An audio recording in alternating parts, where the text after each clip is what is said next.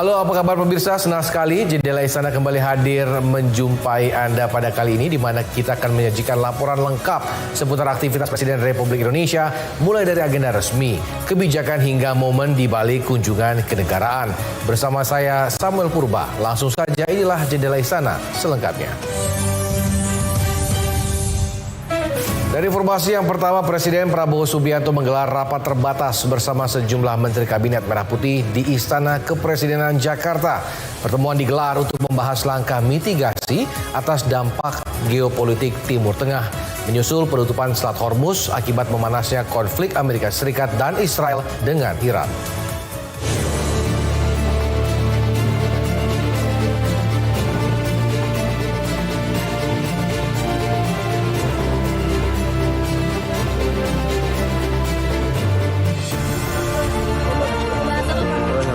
Presiden Prabowo Subianto memimpin rapat terbatas bersama Menteri Energi dan Sumber Daya Mineral Bahlil Lahadalia serta Menteri Koordinator Bidang Pangan Zulkifli Hasan di Istana Kepresidenan Jakarta. Pertemuan ini memfokuskan pembahasan pada perkembangan geopolitik di Timur Tengah yang memanas, terutama terkait antisipasi pasokan minyak dunia setelah penutupan Selat Hormuz oleh Iran. Dalam rapat ini, pemerintah mengkaji kondisi terkini pasar energi global dan langkah yang perlu diambil untuk menjaga ketahanan energi nasional. Menteri SDM menyampaikan, Indonesia masih memiliki cadangan nasional yang diperkirakan cukup untuk 20 hari. Hingga saat ini, pasokan dalam negeri masih terpantau aman dan belum terdapat gangguan signifikan. Meski demikian, pemerintah tetap menyiapkan langkah mitigasi untuk mengantisipasi perubahan harga dan dinamika pasar global. Menteri SDM menjelaskan pertukaran dan impor minyak masih berjalan, termasuk menjelang periode kebutuhan tinggi. Ia juga mengungkapkan rencana pembahasan lanjutan di Dewan Energi Nasional untuk merumuskan strategi lebih komprehensif sebelum dilaporkan kepada Presiden.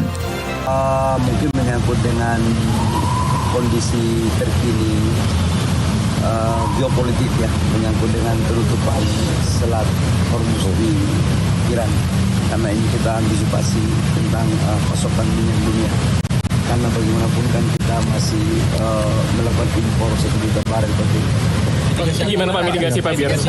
Nanti saya besok insya Allah rapat di SDM, kami akan rapat Dewan Energi Nasional. Apanya akan mempercepat itu juga Pak? Rapat dulu baru saya sampaikan hasilnya. Tapi kalau cadangan minyak kita berapa hari Pak?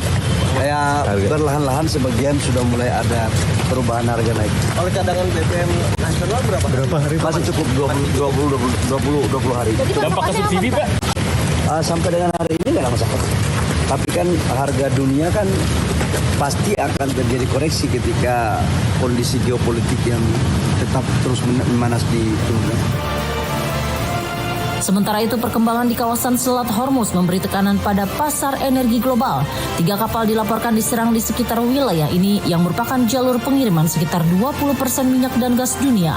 Insiden ini sempat menghambat pengiriman internasional dan mendorong kenaikan harga minyak dunia.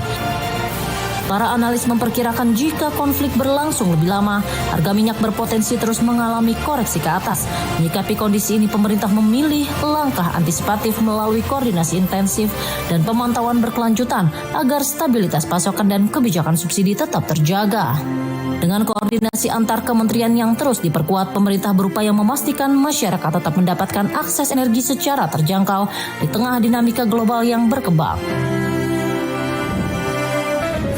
Sementara itu, Duta Besar Republik Islam Iran untuk Indonesia mengapresiasi tawaran mediasi yang diajukan Presiden Prabowo Subianto terkait ketegangan Iran dan Amerika Serikat. Pernyataan ini disampaikan sebagai respons atas inisiatif pemerintah Indonesia, meski hingga saat ini belum ada langkah lanjutan maupun komunikasi resmi terkait mediasi.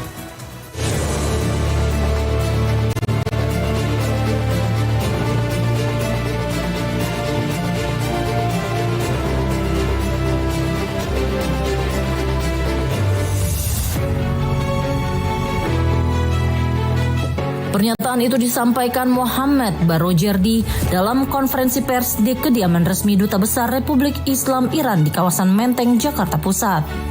Dalam penjelasannya, ia menyambut baik niat pemerintah Indonesia yang menawarkan peran sebagai penjembatan dialog di tengah memanasnya hubungan Iran dan Amerika Serikat. Lebih lanjut, ia mengungkapkan hingga saat ini belum ada komunikasi resmi atau langkah lanjut yang dilakukan terkait tawaran ini. Pihaknya juga belum dapat memastikan arah maupun hasil dari upaya mediasi yang ditawarkan. Meski demikian, Duta Besar Iran menyatakan negaranya terbuka terhadap komunikasi dan interaksi dengan pemerintah Indonesia.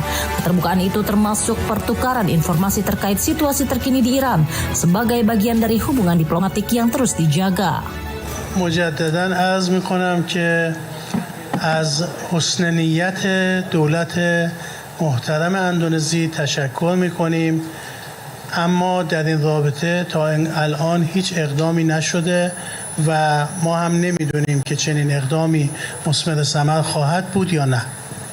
این ارتباط قابل انجامه، میتونه با طرف ایرانی صحبت بکنه و مشورت بکنن و صحبت کنن، ولی راجع به این که آیا میانجیگری اتفاق خواهد افتاد یا نه من هیچ نظری ندارم، چون نمیدونم که در این شرایط آیا چنین چیزی ممکن هست یا نه.